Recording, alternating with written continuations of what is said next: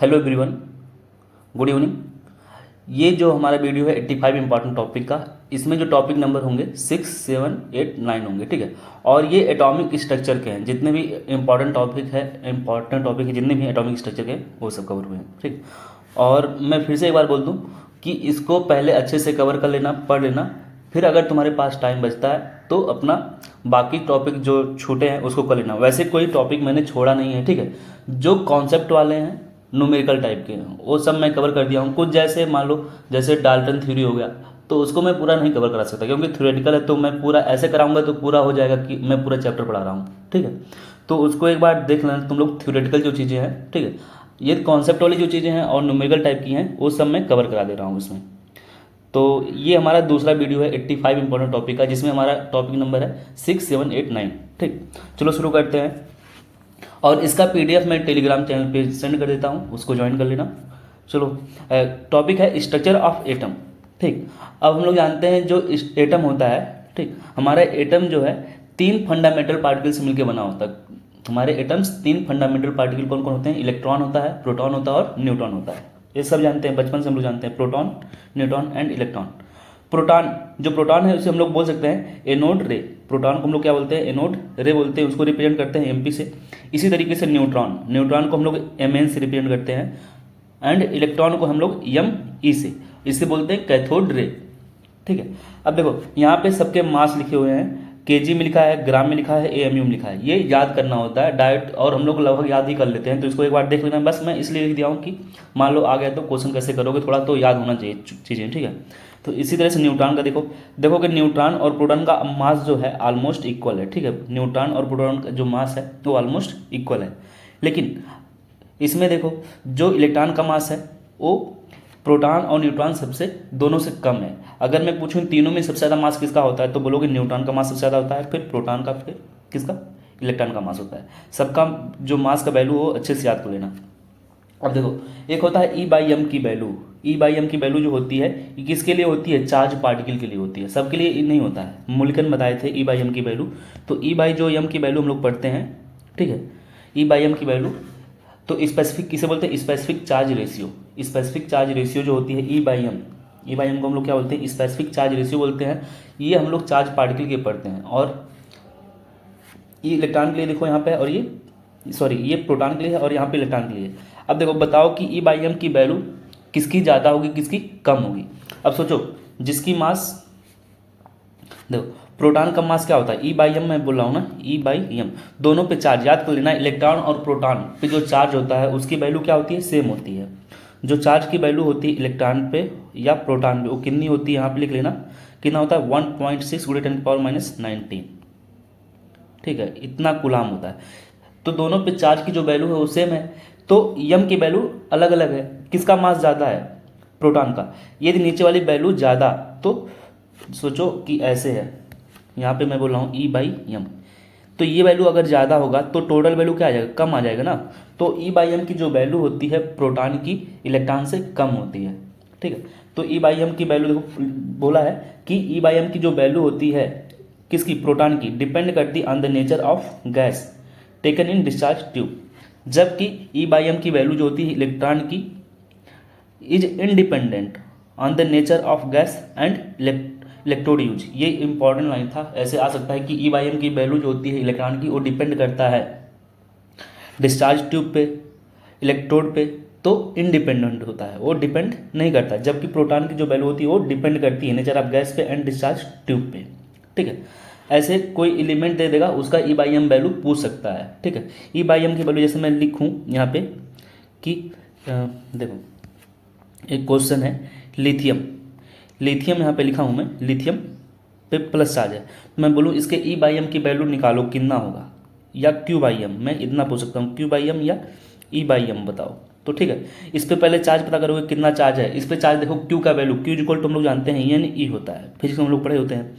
इसका mass of electron कितना होगा? 7, मैं लिख देता हूँ 7 एम होगा, 7 मास ऑफ प्रोटॉन, ठीक, इतना 7 एम होगा, ठीक। तो अब सोचो एन की वैल्यू कितना होगा? यहाँ पे एन का वैल्यू जो होगा यहाँ पे कितना चार्ज है वो लिखना है, 1 चार्ज है तो 1 लिख दोगे, और ई बाई 7 एम, ठीक है। यहाँ पे मास लिखना है, ठीक है, पूरे लिथियम का कितना एटॉमिक मास है उसको लिखना होता है, ठीक है, क्योंकि 7 पॉइंट कुछ होता है इसलिए मैं 7 लिखा हूँ यहाँ पे।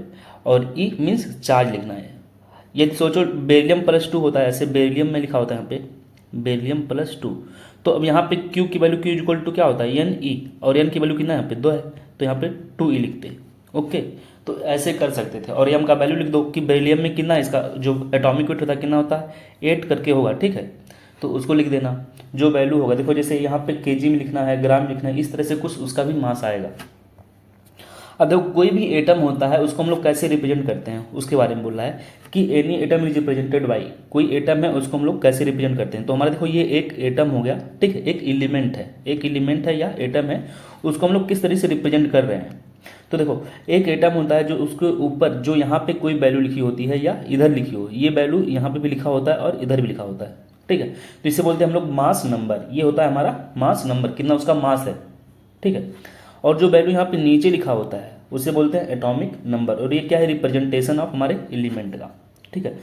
कुछ टर्म्स होते हैं जो एक दूसरे से रिलेट करते हैं, जैसे एटॉमिक नंबर जो यहाँ पे जेड है, ठीक है, ये हमारा एटॉमिक नंबर क्या होता है, एटॉमिक नंबर जो होता है इसका जो नंबर है वो नंबर ऑफ प्रोटॉन के बराबर होता है। याद कर लेना, एटॉमिक नंबर जो होता है नंबर ऑफ प्रोटॉन के बराबर होता है, और ये नंबर ऑफ इलेक्ट्रॉन के भी बराबर हो सकता है, नंबर ऑफ इलेक्ट्रॉन के बराबर होता है। लेकिन कब, जब एलिमेंट पे कोई चार्ज ना हो। जैसे मैं बोलूँ यहाँ पे H+ है, ठीक है, H है, तो मैं बोलूँ इसमें इस H में H यहाँ पे H है, ठीक है, मैं बोलूँ इसमें बताओ इसका एटॉमिक नंबर कितना है। तो देखो एटॉमिक नंबर हम लोग याद करते हैं एलिमेंट का 1 से 30 तक तो सबको याद ही होना चाहिए। तो इसी तरह से हाइड्रोजन का देखो एटॉमिक नंबर कितना है हम लोग जानते हैं 1 होता है। अब मैं पूछूँ इसमें प्रोटॉन कितना है, तो अभी हम लोग पढ़े हैं कि जितना एटॉमिक नंबर होता है उतना ही नंबर ऑफ प्रोटॉन होता है, और उतना ही नंबर ऑफ क्या होता है इलेक्ट्रॉन होता है, number of electron. But condition है, बट उस पर चार्ज ना हो, बट चार्ज अब्सेंट होना चाहिए, चार्ज अब्सेंट होना चाहिए एलिमेंट पे, ठीक है, एलिमेंट पे चार्ज नहीं होना चाहिए। तो देखो इसमें एक इलेक्ट्रॉन होगा, एक प्रोटॉन होगा और एक न्यूट्रॉन होगा। यदि उस पर चार्ज आ जाता है तो जितना चार्ज आ रहा है, देखो ये प्लस में चार्ज आ रहा है, ठीक है, तो उतना घटा दो एटॉमिक नंबर से। जैसे मैं बोलूँ कोई एलिमेंट होता है उसमें इलेक्ट्रॉन, मान लो कोई पॉजिटिव चार्ज है, जैसे मैं बोलूँ लिथियम, तो मैं बोलूँ इसका बताओ इसमें एटॉमिक नंबर कितना होता है, तो हम लोग जानते हैं 3 होता है। प्रोटॉन कितना होगा, तो प्रोटॉन भी बराबर ही होगा। अब इसमें मैं बोलूँगा कि इसमें इलेक्ट्रॉन जो होंगे बराबर नहीं होंगे, क्यों इसमें इलेक्ट्रॉन बराबर नहीं होंगे, क्योंकि अब ये चार्ज इस पर आ गया। तब बताओ इसमें इलेक्ट्रॉन कितने होंगे, तो बोलोगे electron is equal to Z minus charge उस पर कितने हैं, ठीक है। और ये चार्ज लिखना है साइन के साथ। देखो कैसे लिखना है, यहाँ पे प्लस लिखा है ना, यहाँ पे प्लस आया है, तो अब सोचो यहाँ पे प्लस आया, +1 है, यहाँ पे +1 है, तो यहाँ पे हम लोग लिखेंगे, यहाँ पे ब्रैकेट में लिखेंगे +1 है, ठीक है, तो ये घट जाएगा +1, चार्ज के साथ लिखना है, ठीक है, चार्ज ऐसे लिखोगे +1, तो यहाँ पे क्या होगा जेड कितना है 3 है, और माइनस प्लस माइनस हो जाएगा और 1, तो घटा दोगे तो टोटल 2 इलेक्ट्रॉन आएगा, ठीक है। यदि ऐसे ही मान लो मैं हाइड्रोजन ले लूँ, यहाँ पे हाइड्रोजन पे माइनस है, तो इसमें बताओ टोटल इलेक्ट्रॉन प्रोटॉन न्यूट्रॉन कितना होगा, सॉरी टोटल एटॉमिक नंबर, इसका बताओ एटॉमिक नंबर कितना होगा 1 होगा हाइड्रोजन माइनस का, सॉरी देखो हाइड्रोजन जो माइनस है, जो हाइड्रोजन माइनस है इसका एटॉमिक नंबर कितना होगा 1 होगा। इसमें नंबर ऑफ प्रोटॉन कितने होंगे 1 ही होंगे, लेकिन मैं पूछूं इलेक्ट्रॉन कितना होगा, तो देखो अब इसका इलेक्ट्रॉन कितना होगा 1 लिखोगे, माइनस चार्ज के साथ लिखना है, चार्ज कितना है -1 लिखना है, तो टोटल इलेक्ट्रॉन कितने आ गए 2 आ गए, तो H- में से हम लोग बोलते हैं 2 इलेक्ट्रॉन है। ऐसे ही F- का तुम लोग कमेंट करके बताना, ठीक है, F- का बताना कि टोटल एटॉमिक नंबर कितना होगा, टोटल प्रोटॉन कितना होगा और इसमें इलेक्ट्रॉन कितना होगा, ठीक है। देखो ये तो हमारा हो गया एटॉमिक नंबर, प्रोटॉन और इलेक्ट्रॉन का रिलेशन। यदि हम लोग अब बात करें मास नंबर की, जो यहाँ पे ऊपर लिखा हुआ है ये मास नंबर, इस मास नंबर का रिलेशन होता है हमारे टोटल नंबर ऑफ न्यूट्रॉन और प्रोटॉन से। हमारा जो मास नंबर है ए, ये जो वैल्यू होती है हमारे टोटल प्रोटॉन और टोटल न्यूट्रॉन को ऐड कर दो तो जो वैल्यू आता है वो हमारा होता है मास नंबर। तो इसलिए लिखा है कि mass number is equal to number of proton plus number of neutron. जैसे मैं बोलूँ कि हमारा यहाँ पे एक एलिमेंट है सोडियम, ठीक है, सोडियम का मैं 2 चीज़ दे रहा हूँ। सोडियम का यहाँ पे हमारा एटॉमिक नंबर 11 है और इसमें मास नंबर इसका है 23, ठीक है। तो मैं पूछूँ इसमें बताओ न्यूट्रॉन का नंबर कितना होगा। तो सबसे पहले ये बताओ यहाँ पे जेड की वैल्यू कितनी है। जेड की वैल्यू हो जाएगी यहाँ पे 11 हो जाएगा और यही प्रोटॉन के नंबर के बराबर होगा, ठीक है। ए का वैल्यू कितना है 23 है, ओके। और अब मैं यहाँ पे बोलूँ बताओ न्यूट्रॉन का नंबर बताओ कितना होगा। नंबर ऑफ न्यूट्रॉन कितने होंगे, ठीक है। और इलेक्ट्रॉन कितने होंगे, तो इसमें इलेक्ट्रॉन भी कितने होंगे, इतने ही होंगे 11 ही। क्यों, क्योंकि ये न्यूट्रल है, ठीक है। तो 11 सॉरी तो इसमें 11 इलेक्ट्रॉन होंगे, ठीक है। अब इसमें हम लोग घटा देते हैं, तो सोचो घटा के न्यूट्रॉन का नंबर कितना आएगा।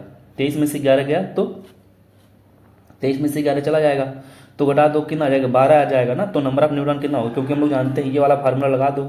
कौन सा फार्मूला, ये वाला। एटॉमिक नंबर हमारा कितना दिया है 23 दिया है, ठीक है। एटॉमिक नंबर 23 दिया है। और हमारा जो प्रोटॉन का नंबर है, प्रोटॉन का नंबर कितना है 11 है, प्लस हमको न्यूट्रॉन चाहिए, तो यहाँ से घटा के निकाल लेना। ये क्वेश्चन आया इस तरह से, ठीक है, अपना लगा लेना।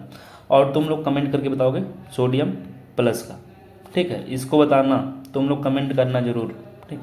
आगे बढ़ते हैं। आइसोटोप्स, हमारा जो आइसोटोप्स है उसकी बात करें तो आइसोटोप्स क्या होते हैं पहले जान लेते हैं। देखो लिखा है आइसो, आइसो मीन्स कहीं टर्म ये आया है, आइसो मीन्स होता है सेम, ठीक है।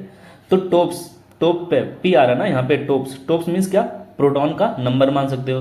प्रोटॉन को ही हम लोग बोलते हैं एटॉमिक नंबर भी बोलते हैं ना। तो हम लोग बोल सकते हैं ऐसे स्पीसीज जिनके एटॉमिक नंबर या नंबर ऑफ प्रोटॉन सेम होते हैं उन्हें क्या बोलते हैं, आइसोटोप बोलते हैं। उनके एटॉमिक नंबर सेम होंगे बट उनके जो एटॉमिक मास होंगे डिफरेंट होंगे। जैसे एग्जांपल देखो यहाँ पे कार्बन का 3 आइसोटोप है, 12, 13, 14, कार्बन के 3 आइसोटोप हैं। इनके देखो एटॉमिक नंबर जो है या नंबर ऑफ प्रोटॉन दोनों में, तीनों में सेम है, लेकिन इनका एटॉमिक नंबर क्या है, डिफरेंट डिफरेंट है, ठीक है। तो एक लाइन यहाँ पे दिया गया, बहुत ज़्यादा इंपॉर्टेंट लाइन है कि एक इंपॉर्टेंट पॉइंट क्या है कि आइसोटोप की रिगार्डिंग बताया गया कि केमिकल जो प्रॉपर्टीज होती है, केमिकल प्रॉपर्टीज होती है, chemical properties of atom are controlled by the, एक लाइन याद कर लेना कि जो केमिकल प्रॉपर्टी होती है किसी एटम की वो किसके द्वारा कंट्रोल होती है, नंबर ऑफ इलेक्ट्रॉन के द्वारा। ये लाइन इंपॉर्टेंट है कि केमिकल जो प्रॉपर्टी होती है वो कौन कंट्रोल करता है, number of electron, which are determined by the, और नंबर ऑफ इलेक्ट्रॉन किससे डिटरमाइन होते हैं, which are determined by the number of proton in the nucleus, ठीक है। तो जो केमिकल प्रॉपर्टी होती है वो डिटरमाइन किसके द्वारा होती है, केमिकल प्रॉपर्टी किसी एटम की कंट्रोल होती है नंबर ऑफ इलेक्ट्रॉन से, और ये डिटरमाइंड होता है number of proton in the nucleus से। Number of neutrons present in the nucleus have very little effect on the chemical property. ये लाइन भी इंपॉर्टेंट है, कोई पूछे कि जो नंबर ऑफ न्यूट्रॉन्स होते हैं न्यूक्लियस में, न्यूट्रॉन्स कहाँ होते हैं, न्यूक्लियस में होते हैं, क्या इनका इफेक्ट केमिकल प्रॉपर्टी पे होता है, तो ये लिटिल इफेक्ट होता है। इफेक्ट तो होता है लेकिन वेरी लिटिल है, तो निग्लिजिबल मान सकते हो, ठीक है। वो ऑप्शन पे डिपेंड करेगा किस तरह का ऑप्शन बनाएगा। देयरफॉर जितने भी आइसोटोप्स होंगे, अब सोचो जितने भी आइसोटोप्स हैं, so therefore all the isotopes of A given element so same chemical behaviour. क्यों, क्योंकि उनका प्रोटॉन का नंबर सेम होगा, ठीक है।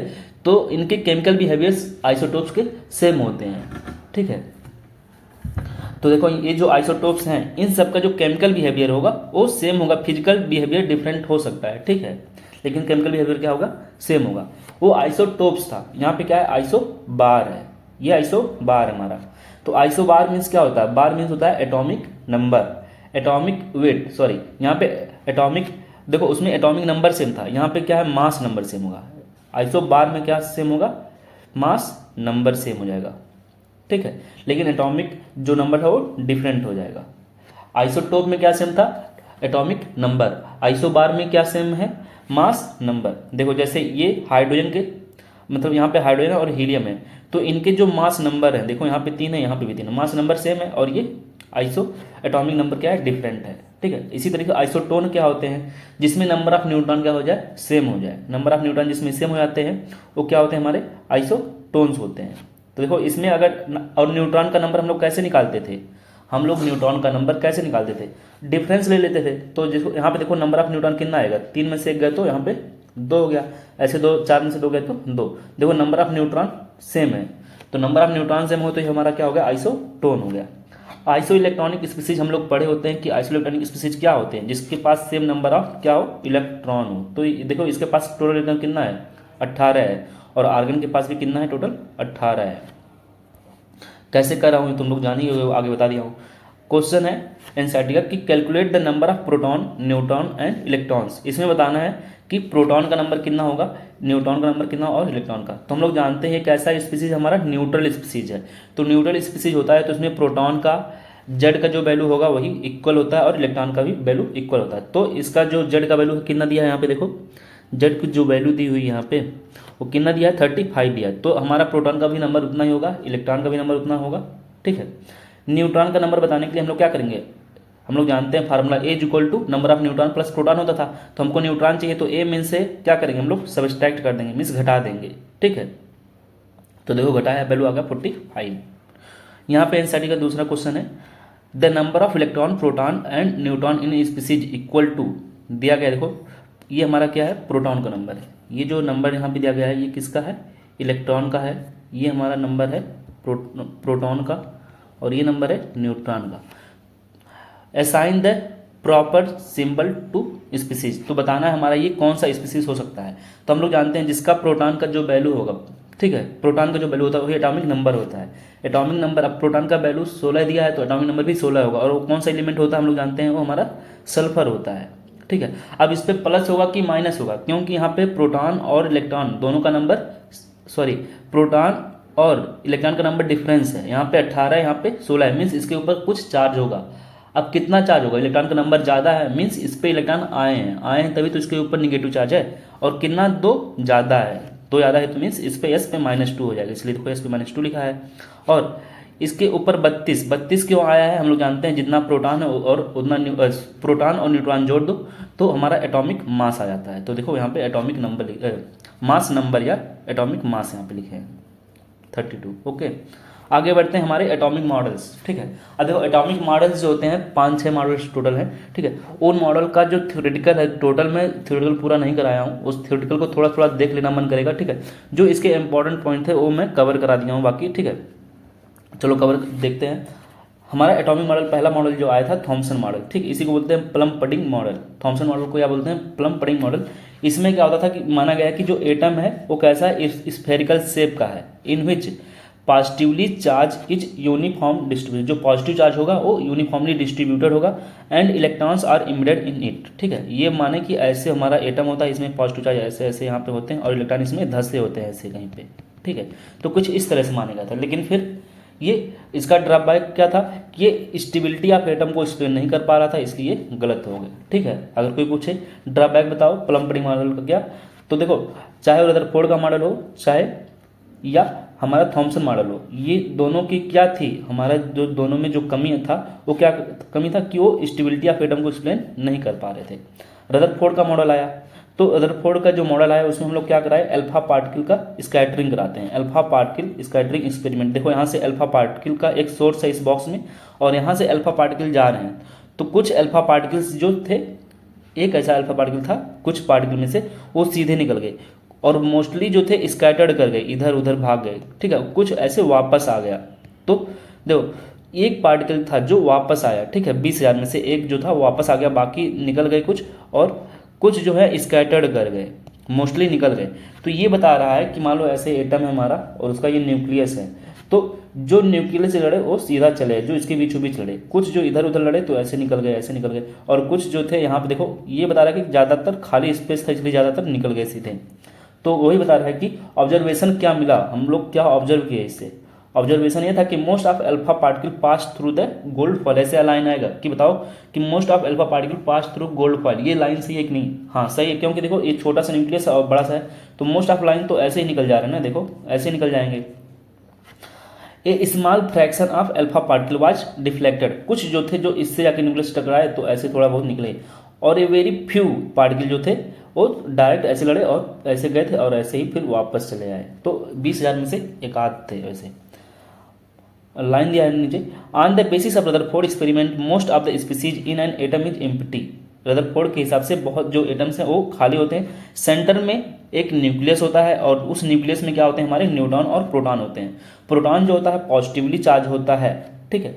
Nucleus is surrounded by electron that move around the nucleus with a very high speed in a circular pathway, जिसे हम लोग क्या बोलते हैं ऑर्बिट कहते हैं। एक चीज़ याद कर लेना, रदरफोर्ड ने बोला कि ये हमारा न्यूक्लियस हो गया, ठीक है, इसमें न्यूट्रॉन और प्रोटॉन होते हैं, ठीक है, और इसमें इलेक्ट्रॉन होते हैं जो हाई स्पीड से मूव करते हैं, और इसी को हम लोग क्या बोलते हैं, इसको हम लोग सेल बोल सकते हैं, इसे हम लोग क्या बोलते हैं, सेल, या इसी को बोलते हैं ऑर्बिट, नॉट ऑर्बिटल। देखो मैं क्या बोल रहा हूँ, ऑर्बिट बोल रहा हूँ, ऑर्बिटल नहीं। ऑर्बिटल तो हमारे वो डिब्बे होंगे जो अभी हम लोग पढ़ेंगे, डिब्बे, ये सब डिब्बे क्या है, हमारे ऑर्बिटल हैं, ठीक है। और बोला है कि ये कैसे होल्ड किए रहते हैं, by the electrostatic force of attraction with nucleus के थ्रू। कह रहे हैं ये न्यूक्लियस से बंधे होते हैं इलेक्ट्रॉन्स, इससे by the electrostatic force of attraction के द्वारा, ठीक है। ड्रॉबैक क्या था कि ये एक्सप्लेन नहीं कर पाए थे स्टेबिलिटी ऑफ एटम का, okay. Electron is revolving around the nucleus in a circular path, so radius of nucleus, radius of nucleus ये हमारा एक कांस्टेंट है, ठीक है, आर जो नॉट लिखा है, या R0 में हम बोल सकते हैं। और ए क्या हमारा एटॉमिक मास है, ठीक है, एटॉमिक मास हमारा ए, और ए की पावर कितना 1/3 है। ये फार्मूले पे ऐसे आता है क्वेश्चन, और आर का वैल्यू देखो यहाँ पे लिख सकते हो, ठीक है। आर का वैल्यू यहाँ पे दिया है 1.33 × 10⁻13 सेंटीमीटर यूनिट, देखते चलना, ठीक है। अब देखो क्वेश्चन यहाँ पे दे देगा, कंपेरिजन कराता है। ये क्वेश्चन अभी हम लोग जब करेंगे तो मैं वहाँ पे बताऊंगा, ठीक है। ये क्वेश्चन आता है इस तरह का, तो ये क्वेश्चन अभी देखो, ये पीडीएफ काफ़ी थ्योरेटिकल, मुझे लगा कि ये थ्योरी वाला पूरा मैं कॉन्सेप्ट कवर करा रहा हूँ, तो ये काफ़ी बड़ा पीडीएफ हो गया, ठीक है। इसलिए मैं इस वाले में केवल क्वेश्चन अभी नहीं करा रहा हूँ, इसमें सिर्फ कॉन्सेप्ट ही है, ठीक है। और इसके क्वेश्चन मैं अभी एक नेक्स्ट वीडियो बनाऊंगा, तो उसमें मैं पीडीएफ फिर से उसका दोबारा टेलीग्राम चैनल पर जाएगा, और इसका वीडियो भी नेक्स्ट आ जाएगा, ठीक। आगे देखते हैं wave nature of electron, wave nature of electromagnetic radiation. जो इलेक्ट्रोमैग्नेटिक रेडिएशन है उसका हम लोग वेव नेचर देखते हैं। जो हमारा इलेक्ट्रोमैग्नेटिक रेडिएशन होता है उसके दो नेचर होते हैं। देखो इलेक्ट्रोमैग्नेटिक जो रेडिएशन है उसका जो नेचर होता है, इलेक्ट्रोमैग्नेटिक रेडिएशन के दो नेचर होते हैं, और वो दोनों नेचर कौन कौन से होते हैं, एक वेव नेचर होता है और एक नेचर होता है पार्टिकल नेचर। किसकी बात कर रहे हैं हम लोग, इलेक्ट्रोमैग्नेटिक रेडिएशन की। ईएम जो डब्ल्यू वेव होते हैं, ईएम वेव, इलेक्ट्रोमैग्नेटिक जो रेडिएशन है, ठीक है, ये रेडिएशन की दो प्रॉपर्टी होती है, ये पार्टिकल भी बिहेवियर शो करते हैं, और वेव नेचर। वेव जो नेचर है वो कौन प्रूव करता है, वेव नेचर जो होती है इलेक्ट्रोमैग्नेटिक रेडिएशन की, वो प्रूव की जाती है किसके द्वारा, इंटरफेरेंस के द्वारा एंड डिफ्रैक्शन के थ्रू, ठीक है। ये लाइन इंपॉर्टेंट है। और इसी तरीके से जो पार्टिकल नेचर होता है वो कैसे प्रूफ होता है, by photo electric effect and black body radiation through, ठीक है। अब देखो यहाँ पे बता रहे हैं कि जैसे हम लोग का साउंड वेव होता है, साउंड देखो मैं बोल रहा हूँ तो ये साउंड वेव ट्रेवल कर रहा होगा, ठीक है, और इसको ट्रेवल करने के लिए एक मीडियम की जरूरत पड़ती है। साउंड वेव को ट्रेवल करने के लिए क्या जरूरत पड़ती है, एक मीडियम की, ठीक है, या वाटर वेव को ट्रेवल करने के लिए एक मीडियम चाहिए होता है। लेकिन जो इलेक्ट्रोमैग्नेटिक रेडिएशन होते हैं उनको ट्रेवल करने के लिए हमें किसी मीडियम की जरूरत नहीं होती है। Electromagnetic wave do not require any medium to move in a vacuum, ठीक है, और ये वैक्यूम में भी मूव कर सकते हैं जहाँ पे कुछ भी ना हो। In vacuum all type of electromagnetic radiation regardless of wavelength travel, ठीक है। अब देखो यहाँ पे जो वेव होते हैं हम लोग जानते हैं, देखो अब जो इलेक्ट्रोमैग्नेटिक वेव होते हैं ना उनको एक स्पेक्ट्रम में रिप्रेजेंट किया गया है, ठीक है, इलेक्ट्रोमैग्नेटिक स्पेक्ट्रम इसलिए इसे बोलते हैं। अब इसमें कौन कौन से वेव होते हैं, हमारे जो इलेक्ट्रोमैग्नेटिक रेडिएशन है, ईएम रेडिएशन, ठीक है, इसमें कौन कौन से वेव आते हैं, तो इसमें गामा वेव आता है, गामा, एक्स, यू, ठीक है, तो gamma wave, X ray, ultraviolet, infrared, microwave, ठीक है। और देखो सबसे जो यहाँ पे लिखा है इधर क्या, लॉन्ग रेडियो वेव, ठीक है। तो देखो, और इसको हम लोग दोनों को बोलते हैं, एफएम को और एएम को बोलते हैं रेडियो वेव, ठीक है। तो देखो कैसे याद करोगे, मैं कैसे याद किया था, तो देखो ये लॉन्ग जो रेडिएशन वेव है इसको हम लोग को ज़्यादा ध्यान नहीं देना है। देखो पहले तो याद कर लो, हम लोग जानते हैं ना कि बोलते हैं ना गामा जो रे होता है वो बहुत ज़्यादा नुकसानदायक होता है, फिर बोलते हैं उसके बाद एक्सरे, फिर अल्ट्रावायलेट रेस हम लोग बोलते हैं ये भी नुकसानदायक होता है। तो सोचो अल्ट्रावायलेट रे तो आ जाती है कभी पृथ्वी पर, ये सब तो आ नहीं पाते हैं, ठीक है। तो ये सब रे क्यों नुकसानदायक हैं, क्यों नुकसानदायक, क्योंकि इनकी एनर्जी बहुत ज़्यादा होती है, एनर्जी ज़्यादा हो रही है ना, तो इधर से हम लोग इधर मूव कर रहे हैं तो एनर्जी कम होती जा रही है। देखो लिखा कि अगर हम लोग इधर से इधर मूव करें, इधर से इधर मूव करते हैं तो इनकी एनर्जी क्या हो जाती है, कम होती जाती है, ठीक है। तो मैं बोल सकता हूँ कि इधर से अगर हम लोग इधर मूव करें तो फ्रीक्वेंसी इंक्रीज करेगा और वेवलेंथ क्या करेगा, डिक्रीज। देखो वैल्यू यहाँ से इधर जा रहे हैं तो फ्रीक्वेंसी कम होती जा रही है। हम लोग जानते हैं energy E is equal to होता है, energy E is equal to होता है एच म्यू, फ्रीक्वेंसी ज़्यादा तो एनर्जी भी ज़्यादा। तो हम लोग अगर यदि इधर से इधर मूव करें तो इसकी एनर्जी क्या हो जाएगी, एनर्जी कम हो जाएगी, क्योंकि फ्रीक्वेंसी क्या हो रहा है, कम हो रहा है। इसी तरीके से वेवलेंथ बढ़ता चला जाता है। देखो कैसे याद करोगे, मैं कैसे याद किया था, ऐसे गामा यक्स यू वी, जैसे हम लोग ABCD पढ़ते हैं ना तो उल्टा ABCD पढ़ लो। गामा को मैं वाई बोल सकता हूँ, वाई यक्स यू वी, ठीक है। ABCD हम लोग पढ़ते हैं ना तो उल्टा पढ़ लो, ऐसे में याद किया था। और इधर से क्या कैसे याद किया था, RMI, ठीक है। RMI कहते हैं ना, हम लोग MRI कराते हैं, तो यहाँ पे MRI ना बोल के हम लोग क्या बोलते हैं, RMI, एक सीक्वेंस है, ठीक है। तो इसमें पूछे कि सबसे, ऐसे कोई पूछे कि सीक्वेंस बता दो तो क्या बोलोगे, कैसे बोलोगे कि गामा यक्स यू वी और इधर से कर दो RMI, ठीक है। तो ये एक सीक्वेंस हो गया। अगर हम लोग इधर से इधर मूव कर रहे हैं तो हमारा म्यू की वैल्यू डिक्रीज कर रही है और लैम्डा की वैल्यू बढ़ रही है और एनर्जी की वैल्यू भी कम हो जा रही है, ठीक है। चलो आगे देखते हैं।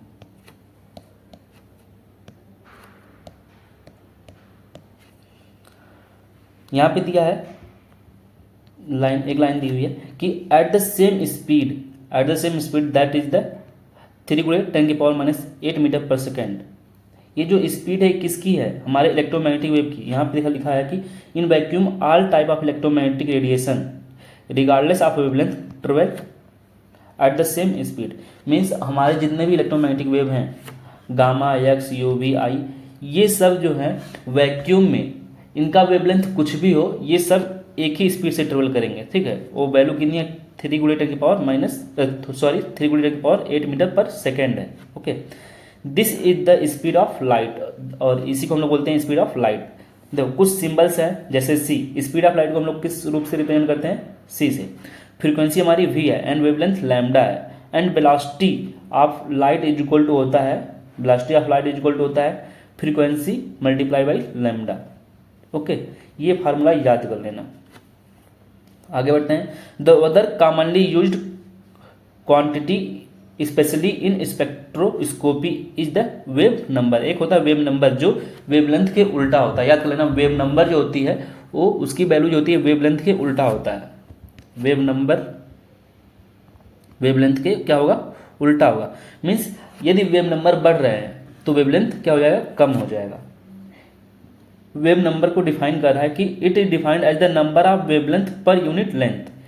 एक पर यूनिट लेंथ में कितना वेव नंबर है, वेव के कितने नंबर्स हैं, ठीक है, वो बताना है। देखो जैसे मैं बोलूँ एक पर यूनिट लेंथ है तो इसमें बताओ वेव के कितने नंबर हैं। ये पूरा एक वेव हो गया, तो एक वेव हो गए और यहाँ से दो वेव, तो एक पर यूनिट लेंथ में दो वेव है, ठीक है। ये डिफिनीशन था। ये यूनिट याद कर लेना, ये क्या होता है, इसकी यूनिट सेंटीमीटर इनवर्स होती है, ओके। देखो यहाँ पे सब फार्मूले लिखे हैं कि speed of light equal to क्या होता है, ये हमारा क्या है, फ्रीक्वेंसी है और वेवलेंथ है, और इसको मैं इधर ले गया और इसको नीचे ले गया तो ये फार्मूला आ गया। और ये हमारा वेव नंबर है, अभी जो मैं बताया था, ये हमारे वेवलेंथ के उल्टा होता है। और हम लोग जानते हैं 1/λ, लैम्डा इज इक्वल टू देखो क्या होता है, C/V, तो यहाँ फ्रीक्वेंसी यहाँ पे आ गया, ठीक है। ये फार्मूला है कि हमारी जो फ्रीक्वेंसी होती है टाइम पीरियड की, देखो वेव नंबर जो होता है वेवलेंथ के और फ्रीक्वेंसी टाइम पीरियड के उल्टा होता है। फार्मूला भी हम लोग पढ़े थे, E इक्वल टू hν होता है। तो यहाँ पे देखो H की वैल्यू कितनी होती है, ये याद कर लेना। यहाँ पे E की वैल्यू सबको सॉल्व करने के बाद, HC को सॉल्व करने के बाद देखो आ रहा है 12,400, ठीक है, एंगस्ट्रॉम में। यहाँ पे जो आंसर आ रहा है, ठीक है, ये यहाँ पे जो लैम्डा हम लोग लिखेंगे, ठीक है, जो आंसर E का वैल्यू आएगा इलेक्ट्रॉन वोल्ट में आएगा, E इक्वल टू 12,400 एंगस्ट्रॉम, ठीक है। और यहाँ पे जो वैल्यू आएगी हमारी आंसर एनर्जी की, वो इलेक्ट्रॉन वोल्ट में आएगी। और कब, जब यहाँ पे हम लोग वैल्यू लिखेंगे लैम्डा का एंगस्ट्रॉम में, okay. Total amount of energy transmitted, अगर मैं बोलूँ जैसे हम लोग जानते थे E इक्वल टू hν होता था, लेकिन यहाँ पे नंबर ऑफ फोटोन कितना लेते थे हम लोग, 1 लेते थे। यदि नंबर ऑफ फोटोन जो यहाँ पे क्या हो जाए, n हो जाए, तो देखो E इक्वल टू Nhν। यहाँ पे ये क्या है, n नंबर ऑफ फोटोन है, n क्या है यहाँ पे, n क्या है हमारा, नंबर ऑफ फोटोन है, ओके। इसको मैं बता ही दिया। देखो यहाँ पे ये क्वेश्चन आ चुका था, ये वाला क्वेश्चन अभी आया था नीट 2021 में, ठीक है, और इस साल में सिलेक्ट नहीं हुआ था। और सोचो ये क्वेश्चन जो आया था, ये इसका फार्मूला बेस्ड क्वेश्चन था, और यदि इसका वैल्यू याद ना हो, यदि इसका वैल्यू ना याद हो तो इतना प्रॉपर जो वैल्यू दिया था, इतना पास में वैल्यू दिया था, ठीक है, कन्फ्यूज हो जाओ कि कौन सा आंसर होगा। तो मैंने अपना खूब टाइम बर्बाद किया इस पर, ठीक है, सिर्फ टाइम बर्बाद किया। तो ऐसे क्वेश्चन जब देखो खूब मतलब इजी हो, ठीक है, इजी क्वेश्चन तो था, बट इसके जो ऑप्शन थे इतने पास थे, इतने करीब के थे, तो मैं डिफ्रेंशिएट नहीं कर पाया और मैं इसको फिर लगा नहीं पाया, ठीक है, और इसको ऐसे तुक्का मार के फिर मुझे आना पड़ा। और मेरे ईगो पे हो गया था कि इतना इजी क्वेश्चन है, सब कुछ लग रहा है, क्यों ये सॉल्व नहीं कर पा रहे हैं। 4-5 मिनट अच्छे से बर्बाद किया। तो ऐसे ही ईगो पे अपने मत लेना किसी क्वेश्चन को, ठीक है। आगे बढ़े आना, अगर लग रहा है कि ये प्रॉब्लम कर रहा है, बस 30 सेकंड दो। तुमको हो सकता है, आपको लगे कि ये आ रहा है लेकिन क्यों नहीं आ रहा है, उसको लेके परेशान मत होना। बस ज़्यादा 30 सेकंड दो, नहीं हुआ ठीक है, उसको बाद में देखेंगे जब टाइम बचेगा, ठीक है। इसी तरीके से देखो ये वाले क्वेश्चन, इसको हम लोग लगा सकते हैं। देखो ये वाला क्वेश्चन क्या था, इसमें क्या पूछा है, यहाँ पे बताया कि क्या क्या वैल्यू दी है हमको। देखो बोला है कि ये फ्रीक्वेंसी हमको दे दिया, ठीक है, विविध भारती का। और हम लोग जानते हैं इलेक्ट्रोमैग्नेटिक रेडिएशन है, तो उसका जो स्पीड ऑफ लाइट होगा वो तो कितना होगा, 3 × 10⁻³ इतना होगा। पूछा है वेवलेंथ बताओ, तो वेवलेंथ देखो λ = c/v, बस फार्मूला लगा दो, आंसर आ जाएगा। इसी तरीके से क्वेश्चन है कि wave number, calculate wave number and frequency of yellow radiation. देखो वेवलेंथ दिया है, अब वेवलेंथ दिया है तो वेव नंबर हम लोग जानते हैं एक दूसरे के उल्टा होते हैं। फ्रीक्वेंसी बतानी है, तो फ्रीक्वेंसी हम लोग जानते हैं। देखो इलेक्ट्रोमैग्नेटिक रेडिएशन है, अब उस रेडिएशन का जो सी का वैल्यू हमको पता चलेगा। देखो पहले तो लैम्डा को इसको सॉल्व किया थोड़ा सा, ये वैल्यू देखो वेव नंबर जो होता है लैम्डा के उल्टा होता है, तो सॉल्व करके इतना आ गया। और सी की वैल्यू हम लोग जानते हैं, जब देखो कभी भी सी की वैल्यू ना दी हुई तो जान लेना कि कितना होगा, 3 × 10⁻⁸ क्योंकि इलेक्ट्रोमैग्नेटिक रेडिएशन बोल दिया तो हमारा सी का वैल्यू फिक्स हो गया, ठीक है। Particle nature of electromagnetic radiation, अब हम लोग पढ़ने जा रहे हैं particle nature, okay. Particle nature, अभी हम लोग पढ़े थे वेव नेचर, तो हम लोग पढ़ने जा रहे हैं अब particle nature of electromagnetic radiation. ये कौन बताया था, प्लैंक्स के क्वांटम थ्योरी के हिसाब से पढ़ते हैं, ठीक है।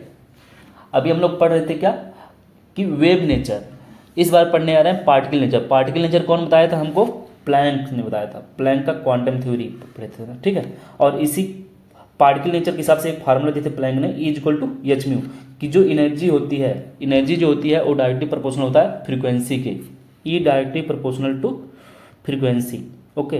तो E = लिखा है। देखो लिखा कि atom and molecule could emit और absorb energy only in discrete quantity and not in a continuous manner known as quantum. Quantum क्या होता है, एक पैकेट ऑफ एनर्जी होती है, ठीक है।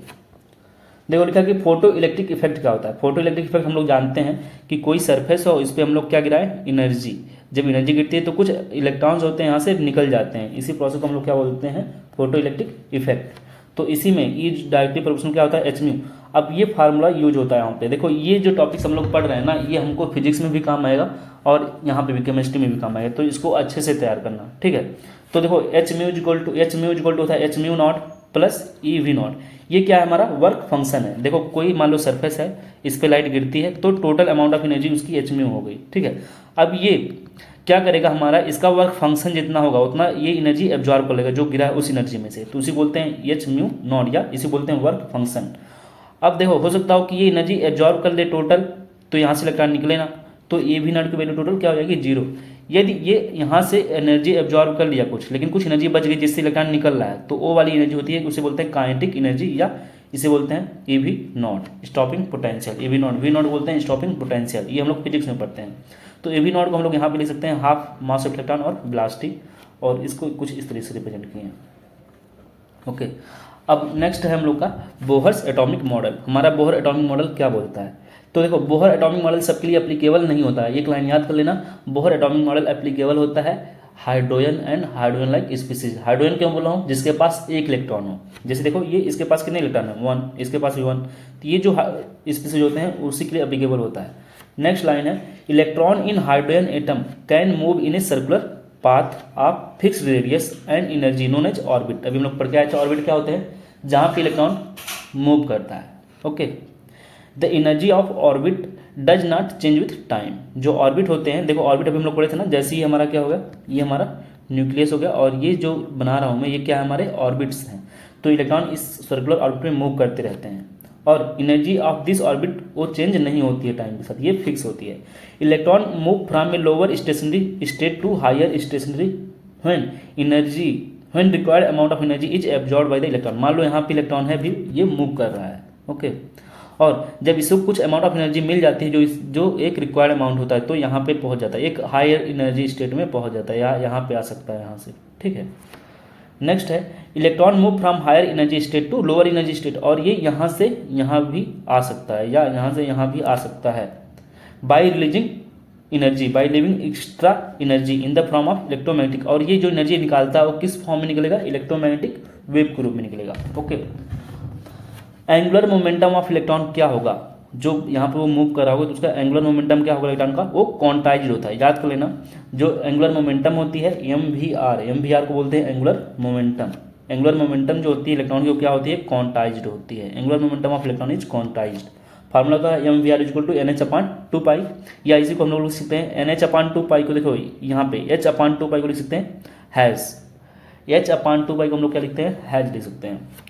Theory based on quantum theory of radiation and classical law of physics, ये जो आया है, ठीक है, ये फार्मूला कहाँ से आया है, theory based on quantum theory of radiation and classical law of physics से आया है। हम लोग पढ़ते हैं ना एम वी आर, ये सोचो कहाँ से आया, इलेक्ट्रोस्टैट से। इलेक्ट्रोस्टैट में हम लोग पढ़ते हैं ये वाली फार्मूला, ठीक है। और ये वाला फार्मूला देखो कहाँ से आया है, सर्कुलर मोशन के क्लासिकल लॉ से आया है, ठीक है। तो ये दोनों फार्मूला हम लोग बोल सकते हैं कि जब कोई किसी के ऊपर फोर्स लगता है तो वो मूव कर रहा है, ठीक है। तो ये फार्मूले दोनों वहाँ से आए और दोनों फोर्स ही हैं। ये क्या है, दोनों फोर्स है, ये भी क्या है, एक तरह का हमारा फोर्स है। और दोनों को हम लोग क्या किए हैं, बराबर कर दिए हैं। या फिजिकल टू पढ़ते हैं ना के Q1 Q2 by r square, या physical to m v square by r square circular motion के लिए। तो दोनों फोर्स ही हैं, ठीक है, इन दोनों को बराबर कर दिए हैं। तो इसको याद कर लेना कहाँ से आया है, ये हमारा आया है इलेक्ट्रोस्टैट से, और ये हमारा है सर्कुलर मोशन जहाँ पे हम लोग पढ़ते हैं फोर्स के लिए। Electron remain in stationary orbit where it does not radiate energy. Electron यदि स्टेशनरी ऑर्बिट में है तो वहाँ पे वो एनर्जी रिलीज नहीं करेगा। अब देखो कोई ऑर्बिटल्स है, मान लो ये न्यूक्लियस हो गया और ये हमारे क्या है, ऑर्बिट्स हैं, ऑर्बिटल नहीं ऑर्बिट्स, ठीक है। तो मैं पूछूं ये बताओ कि इसकी यहाँ से रेडियस क्या होगी, तो रेडियस इक्वल टू फार्मूला याद कर लेना, रेडियस इक्वल टू होता है 0.529 गुणे 10⁻⁹ n square upon Z angstrom. इसी तरीके से देखो वेलोसिटी का ये फार्मूला है, ठीक है। और एनर्जी निकालेंगे, देखो ये जो चीज़ें हों इंपॉर्टेंट है, ये वाली चीज़ें, ठीक है। तो मैं बोल सकते हो किसी दो एटम दिया मान लो, ठीक है, और हो सकता है वो एटम सिमिलर हो, और बोल दिया कि ये यहाँ से यहाँ चला गया इलेक्ट्रॉन, इसका एक एटम है हाइड्रोजन और उसका इलेक्ट्रॉन जो है यहाँ से यहाँ चला गया, तो देखो उसका जो जेड है वो सेम हो गया, लेकिन अब ये एन पे डिपेंड करा ना, तो n r directly proportional to ऐसे लिखूंगा एन स्क्वायर। मान लो ये सेम हो गया तो मैं लिखूंगा r inversely proportional to Z. सोचो जैसे जैसे एन का वैल्यू बढ़ता जाता है, ये एन का वैल्यू क्या है, नंबर ऑफ सेल है या ऑर्बिट है, तो देखो रेडियस बढ़ता जा रहा है, ठीक है। इसी तरीके देखो वेलोसिटी, जैसे जैसे हम लोग यहाँ से इधर दूर जा रहे हैं तो देखो एन की वैल्यू क्या हो रही है, अगर बढ़ेगी तो वेलोसिटी क्या हो जाएगा, कम हो जाएगा। इसलिए मैं पूछूं कि बताओ इसकी वेलोसिटी इलेक्ट्रॉन की सबसे ज़्यादा कहाँ पे होगी, यहाँ पे होगी कि यहाँ पे, कि यहाँ पे, सबसे ज़्यादा वेलोसिटी इलेक्ट्रॉन की यहाँ पे होगी, वी मैक्सिमम होगा, ठीक है। और अब देखो टोटल एनर्जी होता है, टोटल एनर्जी जो होती है वो किसके बराबर होता है, टोटल एनर्जी में अगर हम लोग पोटेंशियल एनर्जी और काइनेटिक एनर्जी दोनों ऐड कर देते हैं तो टोटल एनर्जी के बराबर हो जाता है। Total energy is equal to kinetic energy plus potential energy, और वो कितनी होती है, इज इक्वल टू -13.6 गुणे 10 ओके गुणे Z square upon n square. अब देखो जो टोटल एनर्जी है एन स्क्वायर के उल्टा और यहाँ पे माइनस में है, ठीक है। तो ये वैल्यू बहुत ज़्यादा इंपॉर्टेंट है, इसको याद कर लेना, ये सब फार्मूला है, ठीक है। और इसी तरीके देखो टोटल एनर्जी का फार्मूला है कि -kz² अपॉन 2r। यहाँ पे देखो टोटल एनर्जी और काइनेटिक एनर्जी दोनों की वैल्यू सेम है, लेकिन साइन जो है डिफरेंस है, ये माइनस में है, ये प्लस में है। बट टोटल एनर्जी और पोटेंशियल एनर्जी में कंपेयर करें तो हमारा पोटेंशियल एनर्जी सबसे ज़्यादा है, पोटेंशियल एनर्जी टोटल एनर्जी का डबल है, ठीक है। और इसी तरीके से पोटेंशियल एनर्जी काइनेटिक एनर्जी में अगर कंपेयर करें तो पोटेंशियल एनर्जी भी काइनेटिक एनर्जी का क्या है, डबल है, ओके। तो देखो यहाँ पे लिखा है काइनेटिक एनर्जी और टोटल एनर्जी दोनों बराबर हैं, लेकिन साइन डिफरेंस है। पोटेंशियल एनर्जी काइनेटिक एनर्जी का डबल है, पोटेंशियल एनर्जी टोटल एनर्जी का भी डबल है। यहाँ पे देखो दोनों की साइन सेम है, पोटेंशियल एनर्जी दोनों और टोटल एनर्जी हमारे दोनों क्या होते हैं, निगेटिव में होते हैं, ओके। हम लोग जानते हैं टाइम पीरियड क्या होता है, टाइम पीरियड मतलब एक रिवोल्यूशन लगाने में जो टाइम लगता है उसको बोलते हैं time period. T is equal to होता है 2πr/v, ठीक है। ये हमारा क्या है, फ्रीक्वेंसी है। इसी तरीके रिवोल्यूशन पर सेकंड क्या होता है, v/2πr होता है। यदि मैं बोलूं कि एनर्जी डिफरेंस बताओ between N1 and N2 energy level, अभी हम लोग देखे थे ये हमारा N1 हो गया, मान लो ये हमारा N1 है ग्राउंड स्टेट, और ये हमारा हो गया N2, ये भी हो सकता है N2 ये भी हो सकता है। तो इन दोनों में एनर्जी का डिफरेंस क्या होगा, ठीक है। तो कैसे निकालते हैं वो एनर्जी का डिफरेंस, हम लोग निकालते हैं इस वाले फार्मूले से, इज इक्वल टू लिखोगे delta E is equal to N2 minus EN1, ठीक है। और इज इक्वल टू लिखोगे 13.6 और जेड स्क्वायर यहाँ पे लिख सकते हो 1/N1 स्क्वायर, क्योंकि हम लोग E इज इक्वल टू पढ़ के आए थे ना, देखो एनर्जी की उल्टा थे यहाँ पे, तो वही लिखा हूँ यहाँ पे, ठीक है। और इसी तरह से यहाँ पे लिखा हूँ, ओके। आयनाइजेशन एनर्जी क्या होती है, आयनाइजेशन एनर्जी वो होती है एक अमाउंट ऑफ एनर्जी होती है, जब उसको हम लोग क्या करते हैं किसी भी ग्राउंड स्टेट से उसको इनफाइनाइट पे रहते हैं। ग्राउंड स्टेट से उसको अगर हम लोग इनफाइनाइट पे रहते हैं उसे बोलते हैं आयनाइजेशन एनर्जी। अब फाइनल माइनस इनिशियल जहाँ पे ले गए, तो हम लोग याद कर लेना जो टोटल एनर्जी होती है किसी की, टोटल एनर्जी और पोटेंशियल एनर्जी किसी भी इलेक्ट्रॉन की इनफाइनाइट पे क्या होती है, देखो इनफाइनाइट पे टोटल एनर्जी और पोटेंशियल एनर्जी क्या है, जीरो है। एंड काइनेटिक एनर्जी भी क्या है, इनफाइनाइट पे जीरो है। इनफाइनाइट मीन्स एन की वैल्यू क्या हो जाती है, जीरो। अब सोचो इस फार्मूले में अगर हम लोग एन की वैल्यू जीरो रख देते हैं, ये जो फार्मूला था एनर्जी का, ठीक है, ये सब फार्मूले हैं हमारे एनर्जी के, तो इसमें देखो अगर एन की वैल्यू जीरो रखते हैं तो हमारा total energy, kinetic energy, potential energy सब क्या आएंगे, जीरो आएंगे, ठीक है। अब ये एन की वैल्यू जीरो रखने पे अब सोचो मैं बोलूँ कि न्यूक्लियस, यहाँ पे मान लो न्यूक्लियस है और न्यूक्लियस से अगर हम लोग दूर जा रहे हैं तो बताओ कौन सी एनर्जी बढ़ती है कौन सी घटती है। तो देखो काइनेटिक एनर्जी इधर से इधर जा रहे हैं तो काइनेटिक एनर्जी क्या हो जाएगा, कम हो जाएगा। क्यों, क्योंकि ये हम लोग पढ़े थे काइनेटिक एनर्जी जो हमारा है एन के उल्टा है, ठीक है। और ये पॉजिटिव में है, पॉजिटिव में ना, देखो ये पॉजिटिव में अगर ये बढ़ेगा तो ये कम हो जाएगा पॉजिटिव में, लेकिन ये सब वैल्यू निगेटिव में होते हैं तो ये बढ़ते जाते हैं, इधर से इधर जा रहे हैं तो बढ़ते जाते हैं। एक बार यहाँ पे देखो सबसे ज़्यादा है माइनस में, यहाँ पे थोड़ा कम माइनस में, देखो यहाँ पे माइनस कितना है, -13.6 है, यहाँ पे -3.4 है, यहाँ पे -1.5 है। ये सब वैल्यू अच्छे से याद कर लेना, मैं याद किया था, ठीक है। अगर कोई पूछे कि बताओ कोई एलिमेंट्स है उसके फर्स्ट सेल में, उसके फर्स्ट सेल में जो एनर्जी होती है वो कितनी होती है, n = 1 पे -13.6, सेकेंड में कितना होता है -3.4, थर्ड में कितना होता है -1.5, फोर्थ में कितना होता है -8.5। ये सब चीज़ें मैं याद किया था। अब इन दोनों का डिफरेंस भी, इन दोनों का डिफरेंस कितना होता है 10.2, इन दोनों का इसका भी डिफरेंस देख लो, इसका कितना होता है 1.89, और इसके बीच का डिफरेंस। ये सब चीज़ें जब मैं तैयारी कर रहा था तो मैं भी याद किया था, ठीक है, ताकि क्वेश्चन थोड़ा मैं जल्दी लगा सकूँ, ठीक है, सोचना नहीं पड़ता तब क्वेश्चन में। इसी तरीके से देखो इसके बीच की एनर्जी डिफरेंस कितनी आएगी, इतनी, और इसके बीच की डिफरेंस कितनी आएगी 12.75, और इसके बीच की इतनी होती है। ज़्यादा नहीं, बस इतनी चीज़ें याद करनी पड़ेंगी ताकि, और देखो याद किए रहोगे तो क्वेश्चन जल्दी लगेगा, ठीक है। यदि याद नहीं करोगे तो निकाल सकते हो, ठीक है, निकाल तो लोगे, लेकिन ये थोड़ा क्वेश्चन लगाने में तब टाइम लगेगा। लाइन स्पेक्ट्रम ऑफ हाइड्रोजन हम लोग पढ़ने जा रहे हैं, क्या, लाइन स्पेक्ट्रम ऑफ हाइड्रोजन। तो देखो उससे लाइन स्पेक्ट्रम ऑफ हाइड्रोजन से हम लोग क्या निकालते हैं, वेवलेंथ निकालते हैं और फ्रीक्वेंसी, ठीक है। एक चीज़ याद करना, अगर वेवलेंथ पता चल गया तो हम लोग एनर्जी निकाल सकते हैं, ठीक है। E = हम लोग क्यों लिखते हैं hc/λ, यदि हमको लैम्डा पता चल गया तो यहाँ से एनर्जी भी निकाल लेना इस फार्मूले से, बस मैं इतना बताना चाहता हूँ। देखो फार्मूला क्या है वेवलेंथ का, कि फ्रीक्वेंसी होगा यहाँ पे क्या हमारा ये रिडबर्ग कांस्टेंट है जिसका वैल्यू होता है इतना, ओके। और यहाँ पे लिखा है 1/n1 स्क्वायर 1/n2 स्क्वायर, यहाँ पे z स्क्वायर है, यहाँ पे z क्या हमारा एटॉमिक नंबर है। देखो spectrum lines for atomic hydrogen, spectrum lines हम लोग पढ़ने आ रहे हैं हाइड्रोजन एटम के लिए। तो अगर हम लोग बात करें, देखो 5 लाइमन सीरीज होते हैं, 5 सीरीज होते हैं हम लोग पढ़ते हैं हाइड्रोजन स्पेक्ट्रम में, हम लोग 5 सीरीज पढ़ते हैं। कैसे याद करोगे नाम, ऐसे बस याद कर लो, लाइमर, बामन, पास्कल, ब्रैकेट, प्रफंड। मैं ऐसे ही याद किया था नाम, तुम लोग भी ऐसे ही याद करोगे कि लाइमन एक क्रम में याद कर लोगे तो ये जो n1 की वैल्यू होगी ना तो ये बता ले जाओगे कि n1 की वैल्यू 1 होगी 2 होगी किसके लिए, ठीक है। तो मैं ऐसे लाइमन, बाल्मर, पास्कल, ब्रैकेट, प्रफंड, ठीक। तो लाइमन के n की वैल्यू 1, इसके लिए 2, इसके लिए 3, इसके लिए 4, इसके लिए 5 हो जाएगा। तो मैं ऐसे ही याद किया था।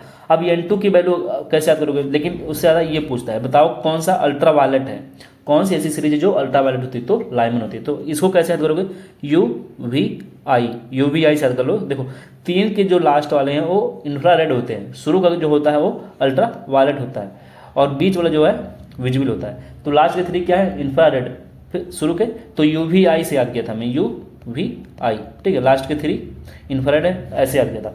अब देखो n1 और n2 कैसे डिसाइड होता है, ऐसे आएगा कि मैं बोलूँ कि लाइमन सीरीज है, लाइमन सीरीज की बात कर दिया तो लाइमन सीरीज जैसे मैं बोल दिया तो जान जाना n1 की वैल्यू कितना होगा, 1 होगा। मैं बोला कि बाल्मर सीरीज है तो बाल्मर बोल दिया तो n1 की वैल्यू कितना आएगी, 2 आ जाएगी। लेकिन ऐसे बोलता n2 के लिए first line of Balmer series, first line बोल दिया ना, तो देखो बाल्मर बोल दिया पहले, तो बाल्मर के लिए तो 2 होता ही पहले से, उसमें एक ऐड कर दो। जैसे यहाँ पे देखो लिखा कि for first line of A series, ऐसे बोल रहा है ना, for first line of A series. तो n2 की वैल्यू क्या होगी, कोई भी सीरीज देखो n2 की वैल्यू होती है n1+1, ठीक है। जैसे मैं बोलता कि for first line of Brackett series, for first line of the Brackett series, तो देखो ब्रैकेट का वैल्यू के लिए कितना होता है, n1 का वैल्यू 4 होता है, और यहाँ पे 1 जोड़ दो तो 5 हो जाएगा। तो इसको दिमाग में हम लोग कर लेते हैं जल्दी से।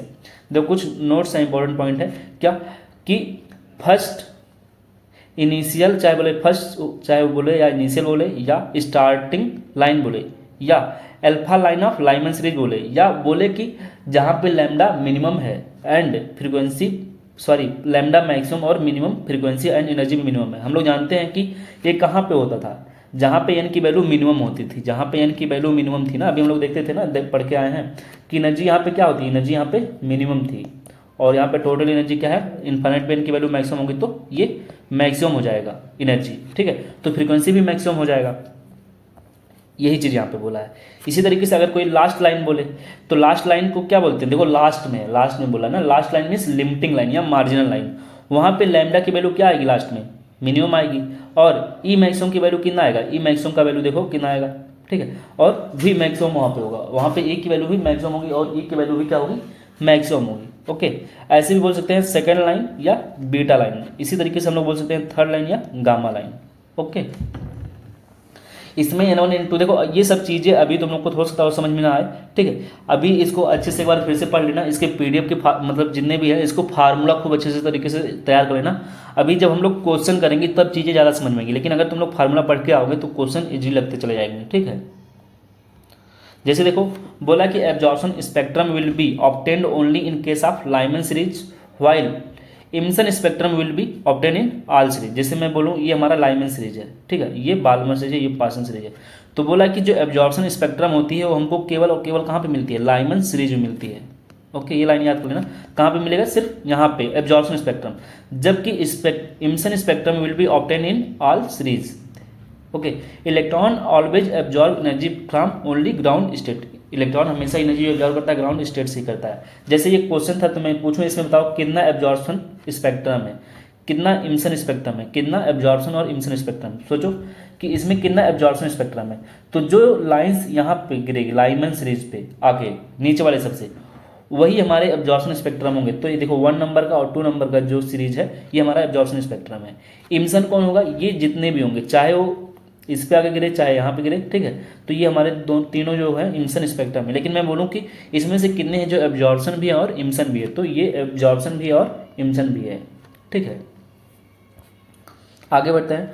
व्हेन इलेक्ट्रॉन डी एक्साइड, देखो कुछ फार्मूला दिया गया कि when electron de excited from higher energy level N2 to lower energy level N1 in atomic sample the number of spectral line observe in the spectrum कितना होगा, formula N2 - N1। ये formula याद करना पड़ेगा, bracket में N2 - N1 + 1/2 होता है, ठीक है। ये बता रहा है N2 हमारा क्या है, एक हायर एनर्जी लेवल है और N1 क्या हमारा लोअर एनर्जी लेवल है। जैसे मैं बोलूँ कि कोई हायर एनर्जी से आ रहा है और वो हायर एनर्जी क्या है हमारी N है और वो अपने ग्राउंड स्टेट में आ रहा है, means lower energy.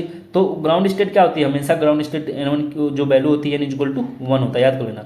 Ground state की जो वैल्यू होती है हमेशा क्या होती है, N = 1। अगर कोई बोले ऐसे तो देखो यहाँ पे N = अगर 1 रख दिया तो ये कट गया और यहाँ पे N = 1 कर दिया, ठीक है, ये वाली वैल्यू तो हमारी कट गई, ठीक है। यहाँ पे 1 हो गया तो देखो इसलिए फार्मूला क्या आ गया, N - 1 और यहाँ पे N हो जाएगा, तो ये लिखा है, ये फार्मूला आ गया है। ये क्या था, टोटल लाइन बता रहा है, number of spectral line in the spectrum बता रहा है, स्पेशल स्पेक्ट्रम नहीं, लाइमन बाल, ये पूरे लाइमन बाल्मर पासन ब्रैकेट सबका स्पेक्ट्रम का नंबर ये बताएगा, ठीक है। जबकि अगर हमको किसी एक स्पेशल में बताना हो कि number of spectral line in a particular series, ठीक है, मैं बोलूँ कि लाइमन से पासन में जा रहा है तो इसमें बताओ टोटल नंबर ऑफ कितना होगा, तो बोलोगे N2 - N1, ठीक है। जैसे मैं एग्जाम्पल होता हूँ, देखो मान लो ये हमारा न्यूक्लियस हो गया, ठीक है। तो देखो मैं बोलूँ इलेक्ट्रॉन यहाँ से इसमें आ गया, तो इसमें बताओ total number of spectral line in spectrum, तो कौन सा फार्मूला लगाओगे, इस वाले फार्मूला लगाओगे, ठीक है।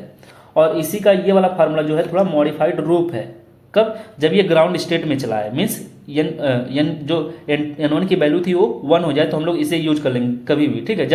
लेकिन कब, जब N1 की वैल्यू कितना हो जाए, 1 हो जाए, तो इसको यूज कर लेंगे।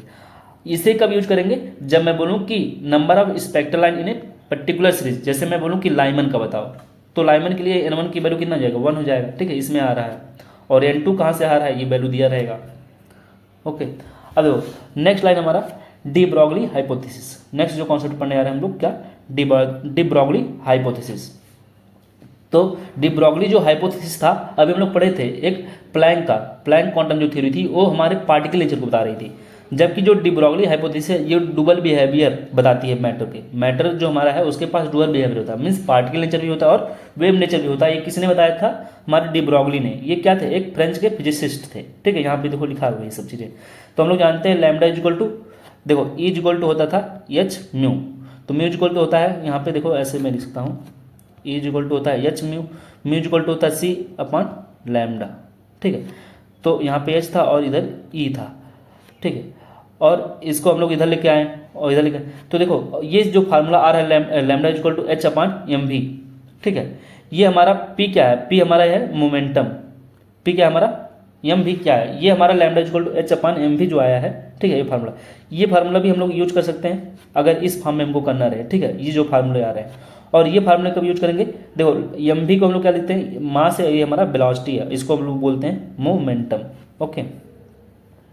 आगे देखो ये जो लाइन लिख रहा है, the circumference of nth orbit in is equal to, एक चीज याद कर लेना, अगर मैं पूछूं सर्कमफेरेंस क्या होगा? Circumference of the nth orbit is equal to nth time of wavelength in electron is equal to 2 pi R is equal to n lambda, okay. मान लो कि ये ऐसे सर्कमफेरेंस है और इसमें ऐसे नंबर ऑफ वेव्स बन रहे हैं, तो देखो ये नंबर ऑफ वेव इतने ही बनेंगे, ये नंबर ऑफ वेव जो देख रहे हो कितने बनेंगे? जितना n का वैल्यू होगा। यदि n का वैल्यू 1 है तो यहाँ पे 1 वेव बनेंगे, 2 है तो 2 वेव बनेंगे। इसको याद करना, फार्मूले से डायरेक्ट फार्मूला से क्वेश्चन आया है कि 2 pi r n is equal to n lambda, और ये फार्मूला कहाँ से आया है? यहाँ से आया है, ठीक है। इसको यहाँ से सॉल्व करके ये फार्मूला आ गया था हमारा। और एक फार्मूला आएगा lambda is equal to H upon under root 2 M K E. देखो पी इज इक्वल टू जो हमारा मोमेंटम है, तो इसी को लिखते हैं, P is equal to under root 2 M K E होता है, तो यहाँ पे लिख दिया है। और के ई जो हमारा होता है kinetic energy, kinetic energy is equal to होता है potential into charge into potential, Q भी होता है, क्यू इंटू डेल्टा वी। तो क्यू जो है इलेक्ट्रॉन के लिए अगर हम लोग बात करें, इसको पूरा सॉल्व करने के लिए देखो वेवलेंथ ऑफ इलेक्ट्रॉन, इस पूरा सॉल्व करने के बाद ये फार्मूला हमारा आया है, ठीक है। ये सब चीज़ें मुझे लग रहा है कि थोड़ा बहुत तुम लोग को समझ में नहीं आएगा, लेकिन अभी जब हम इसको अच्छे से बस फार्मूला भी तैयार कर लो, अभी जब हम लोग क्वेश्चन इसके करेंगे तो चीज़ें अच्छे से समझ में आएगी, ठीक है। एक दूसरा कॉन्सेप्ट है हाइजेनबर्ग्स अनसर्टेनिटी प्रिंसिपल। हाइजेनबर्ग्स की अनसर्टेनिटी प्रिंसिपल क्या होती है? तो हाइजेनबर्ग्स जो बताए थे, इन्होंने बताया कि it stated that it is impossible to determine the simultaneously the exact position and exact momentum of an electron, okay. इन्होंने बताया कि अगर हम लोग तुरंत एक ही समय पे इलेक्ट्रॉन और प्रोटॉन का हम लोग पोजीशन बताना चाहें और वेलोसिटी बताना चाहें, ठीक है, तो ये इम्पॉसिबल है।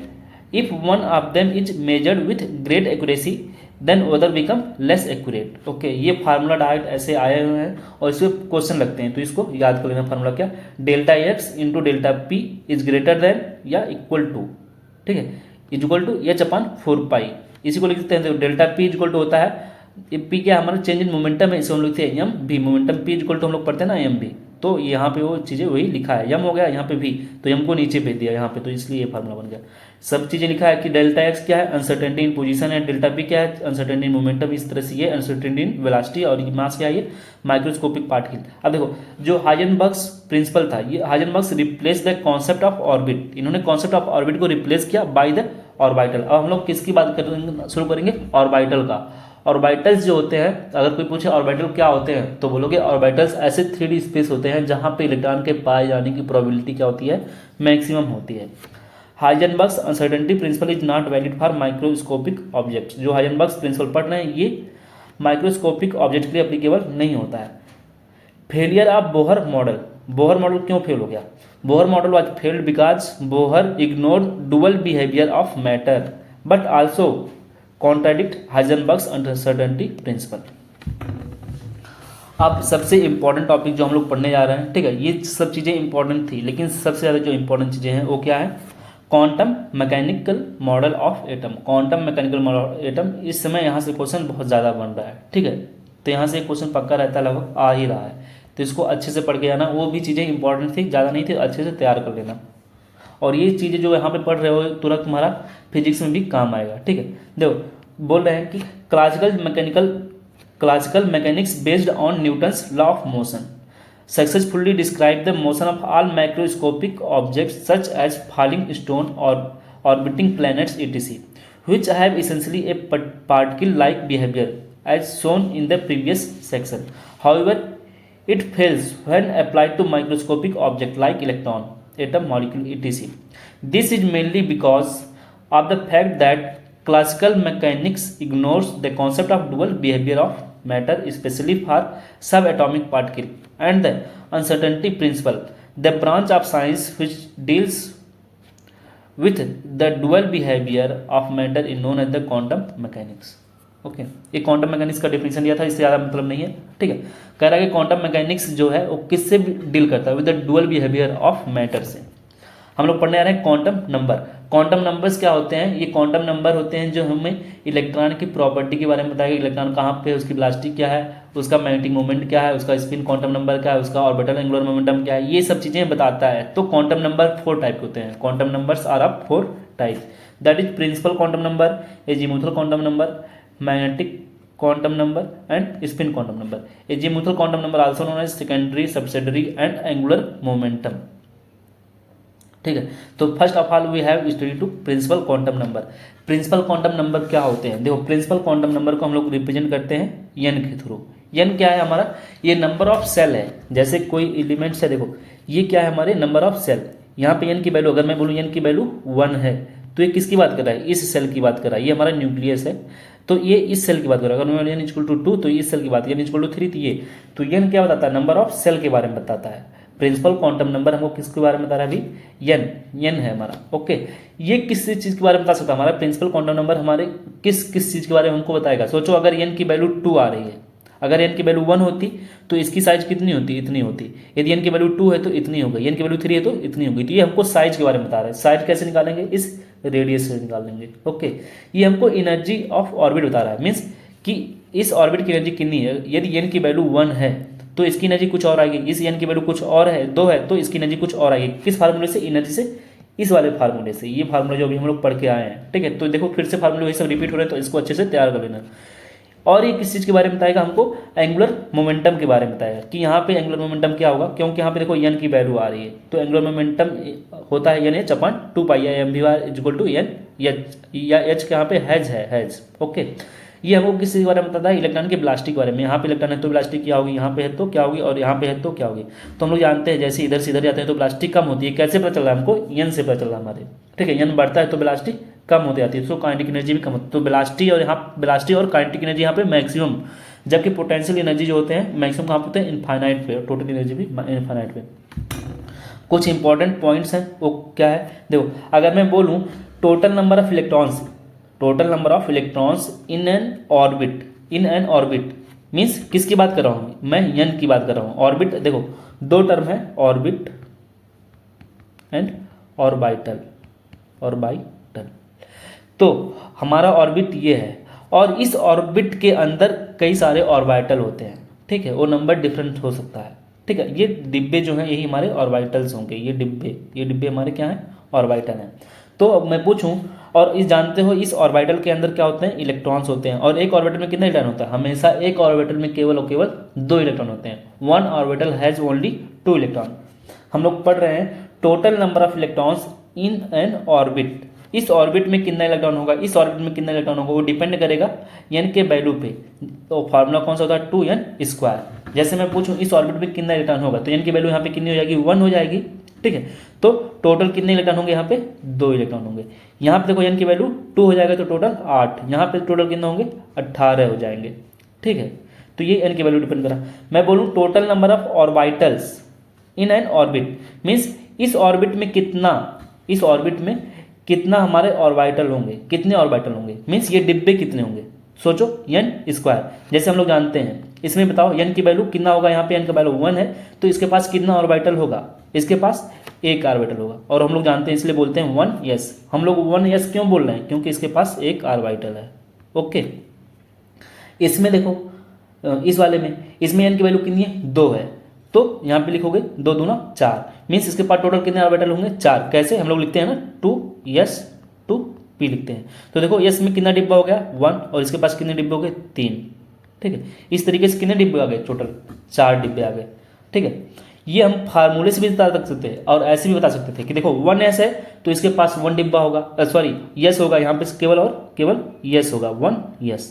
यहाँ पे 2 है, ये 2 है तो यहाँ पे 2s और 2p होंगे। और हम लोग जानते हैं एस में एक डिब्बा होता है, पी में 3 डिब्बे होते हैं। यहाँ पे 3 है तो ये 3s होगा और 3p होगा और 3d होगा। ऐसे 4 वाला आएगा तो वहाँ पे 4s 4p 4p 4d होगा। और सब में जानते हैं लोग कि एस में एक डिब्बा होता है, पी में 3 डिब्बे होते हैं और डी में 5 डिब्बे होते हैं, एफ में 7 डिब्बे होते हैं। तो वही सब चीज़ें वहाँ से बता सकते थे जोड़ के। या एक फार्मूला याद कर लो कि total number of orbitals in an orbit, तो फार्मूला क्या लगाएंगे, एन स्क्वायर कर दो डायरेक्ट। ओके, नेक्स्ट है total number of subshell in an orbit.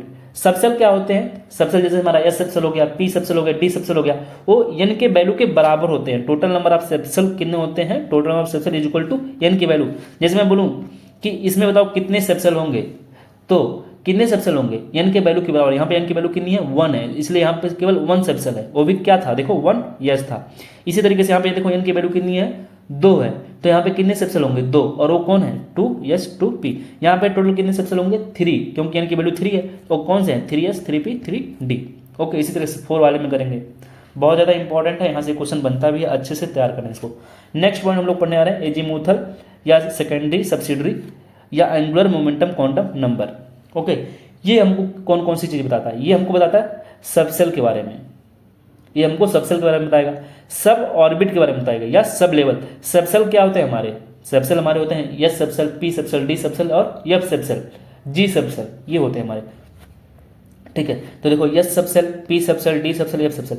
तो ये जो सबसेल के बारे में बताता है कि हमारे सबसेल का शेप कैसा होगा। ठीक है, हमारे सबसेल जो होते हैं उनके शेप क्या होंगे, ठीक है, इसके बारे में बताता है। तो याद कर लेना कि जो एजीमुथल कंट्रोल नंबर होता है वो हमारे सबसेल के शेप के बारे में बताता है। जैसे यल है, ठीक है, यदि यल की वैल्यू 0 आ रही है तो वो किसके लिए बता रहा है, यल की वैल्यू हमेशा देखो यस सबसेल के लिए, for the s subshell the value of l is equal to 0 always. For the value of p subshell l की value is equal to 1। For the d subshell the value of l is equal to 2। For the f subshell the value of l is equal to 3। Okay, और ये क्या है, shape क्या है, अगर yes है तो हमारा स्फेरिकल होगा, पी क्या है डबल, डी क्या डबल डबल एंड एफ है तो कॉम्प्लेक्स। अगर हम लोग बोलें इसके इनिशियल वर्ड से तो यस को बोलते हैं शार्प, पी को बोलते हैं क्या प्रिंसिपल, डी फॉर डिफ्यूज होता है और एफ फॉर फंडामेंटल होता है। ठीक, इसलिए पढ़ा है नाम इनका एस पी डी एफ पढ़ा है। ओके, देखो total number of electron in a sub orbit. अभी हम लोग जानते हैं किसको सब ऑर्बिट बोल रहे हैं, इसी को। देखो ये ऑर्बिटल होता है, ठीक है, लेकिन हमारे जो एस पी डी एफ ये क्या होते हैं, सब ऑर्बिट होते हैं या सब सेल होते हैं। तो इसमें हम लोग कैसे बताएंगे total number of electron, total number of electron बोलता है 2l + 1 होता है। जैसे मैं बोलूं कि p क्या है हमारा, p एक सब ऑर्बिट है, p क्या हमारा, p हमारा एक सब ऑर्बिट हो गया। तो मैं बोलूँ इसमें टोटल नंबर ऑफ इलेक्ट्रॉन कितना होगा, तो हम लोग जानते हैं p के लिए l की वैल्यू कितनी होती है, p के लिए l की वैल्यू होती है 1। यहाँ पे 1 रख दो तो टोटल देखो इलेक्ट्रॉन आ जाएगा 6 आ जाएगा। यहाँ पे देखो 1 लिखो तो 3 दूना 6 आ गए ना, तो p के लिए कितना आ गया इलेक्ट्रॉन 6 आ गए। इसी तरीके से मैं बोल सकता था किसके लिए, यस के लिए। बताओ यस के लिए l की वैल्यू कितनी होती है, 0 होती है, इसलिए यस में टोटल इलेक्ट्रॉन कितने आएंगे, टोटल 2 इलेक्ट्रॉन आएंगे। डी में बताओ, डी में टोटल इलेक्ट्रॉन कितने आते हैं हम लोग जानते हैं 10 आएंगे। क्यों, क्योंकि इसके लिए एल की वैल्यू 2 होती है, तो यहाँ पे 2 लिख दो तो 2 में 4। इसी तरीके से बोला है कि total number of orbitals in a sub orbit, कितने ऑर्बिटल्स होंगे, ऑर्बिटल्स मीन्स डिब्बे, तो उसका फार्मूला क्या है 2l + 1। Total number of orbitals in a sub orbit. जैसे मैं बोलूँ कि पी यस में कितने, यस में यस हमारा क्या है एक सब ऑर्बिट है, यस हमारा क्या है एक सब ऑर्बिट है, इसमें बताओ कितने सब ऑर्बिट, इसमें कितने ऑर्बिटल्स होंगे, मीन्स उसमें कितने डिब्बे होंगे। तो फार्मूला क्या है 2l + 1। तो यस के लिए एल की वैल्यू कितनी होती है 0 होती है, यस के लिए एल की वैल्यू 0, इसलिए इसमें देखो यस में कितने डिब्बे होते हैं, इसीलिए हम लोग बोलते हैं यस के पास जो होते हैं डिब्बे कितने होते हैं 1 होते हैं। पी में कितने होते हैं 3 डिब्बे होते हैं, ठीक है। डी में कितने होते हैं 5 डिब्बे होते हैं। कैसे मैं बता ले रहा हूँ, ये यहाँ पे एल की वैल्यू डी के लिए कितनी होती है 2 होती है, तो 2 × 4 = 5। देखो सब ऑर्बिट में कितने ऑर्बिटल्स होंगे 5 होंगे। एफ का बताना, तुम लोग एफ का बताना कितना होगा। ओके, देखो ये बता चुका मैं कि number of subshell in a shell is equal to number of shell. जितना सेल का नंबर होगा उतने उसमें सब सेल होते हैं। ऑर्बिटल एंगुलर मोमेंटम का फार्मूला यहाँ पे दिया है ये निकालने के लिए कि कैसे निकालते हैं orbital angular momentum. Orbital angular momentum हम लोग निकालते हैं यल रूट में l + 1 h/2π। इसी तरीके से अभी हम लोग पढ़ेंगे क्या स्पिन एंगुलर मोमेंटम कैसे निकालते हैं, या ठीक है। अभी देखो यहाँ पे ये वैल्यू। स्पिन एंगुलर मोमेंटम भी वहाँ पे यल था तो यल प्लस वन कर रहे थे और h/2 ऐसे स्पिन के लिए हम लोग क्या करते हैं यस प्लस वन h/2। ठीक है, तो इसको याद कर लेना क्या क्या है। ये हमारा कौन सा मोमेंटम था, हमारा ऑर्बिटल एंगुलर मोमेंटम था, उसके लिए ऐसे निकालते हैं। इसका हमारा प्लैंक कांस्टेंट है।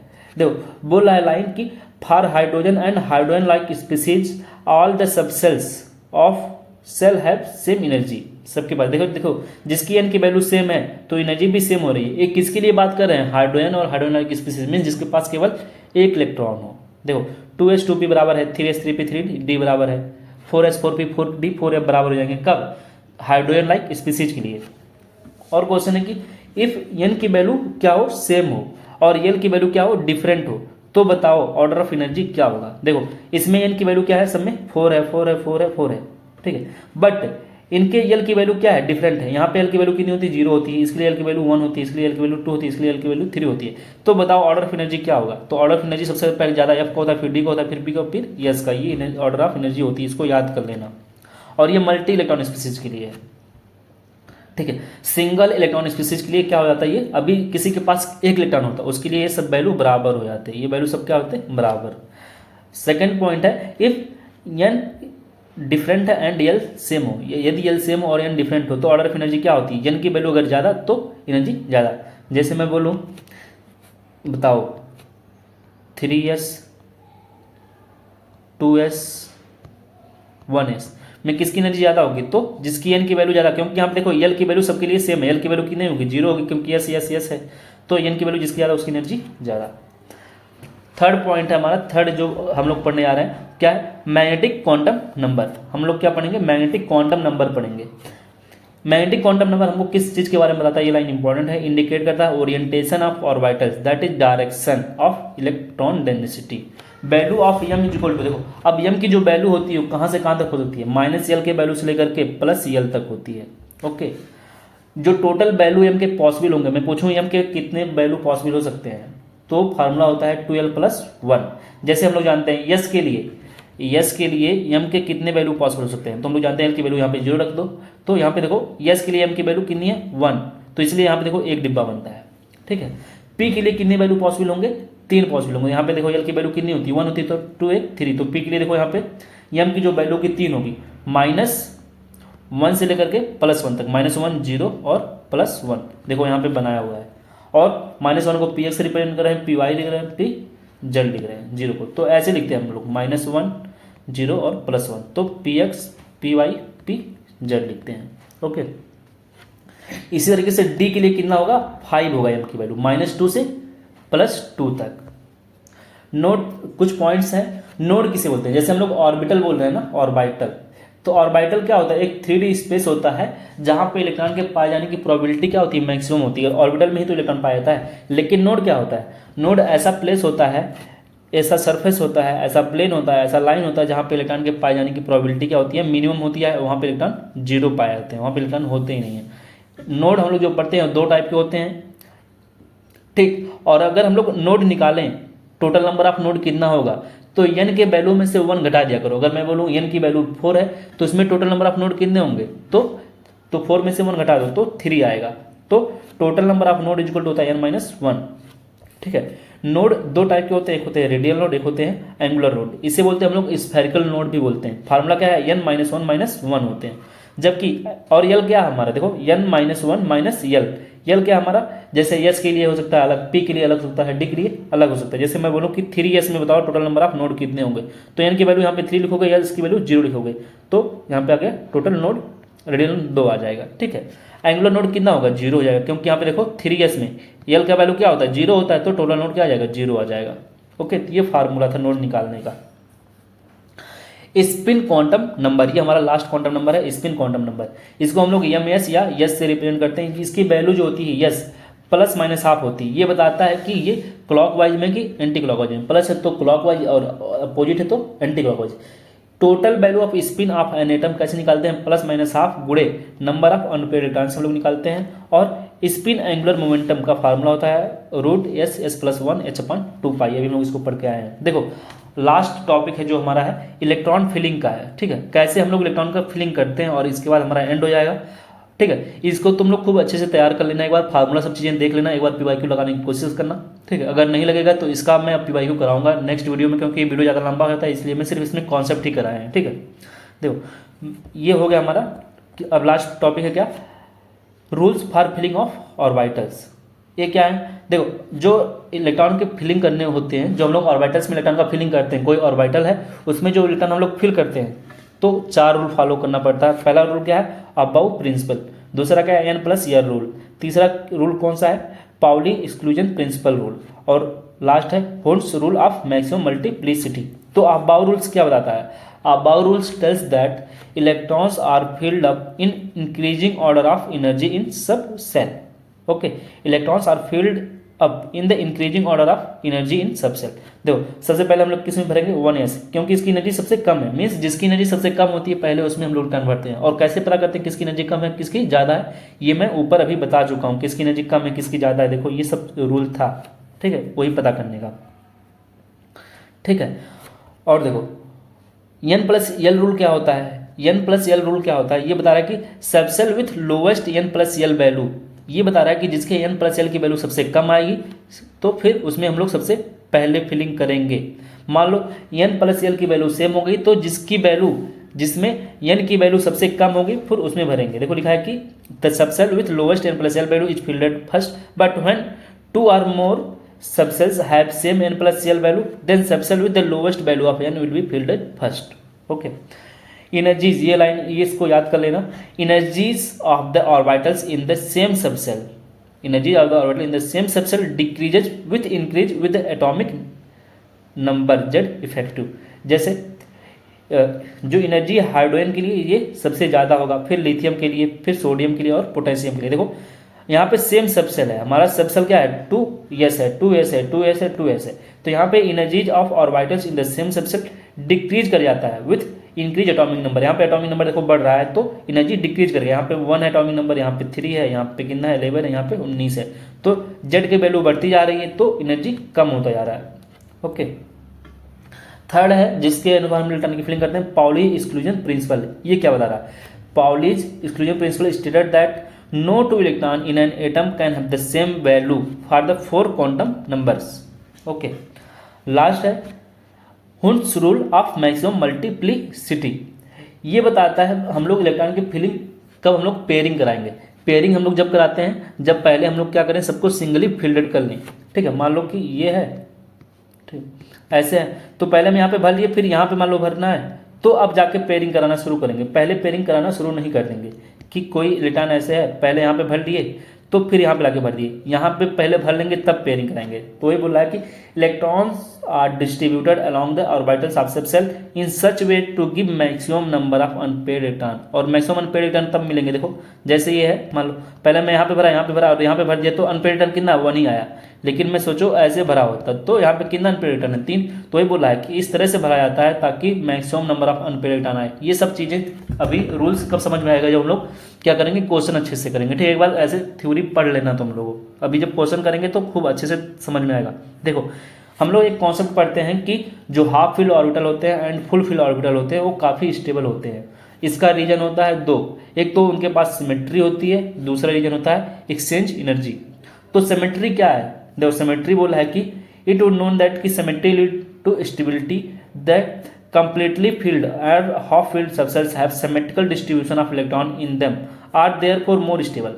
electrons in the same subcell, यदि इलेक्ट्रॉन सेम सबसेल में हो, एग्जांपल जैसे 3D में है, तो उनके पास एनर्जी क्या होगी, सेम होगी, बट उनका स्पेशल जो डिस्ट्रीब्यूशन होता है वो डिफरेंट होता है।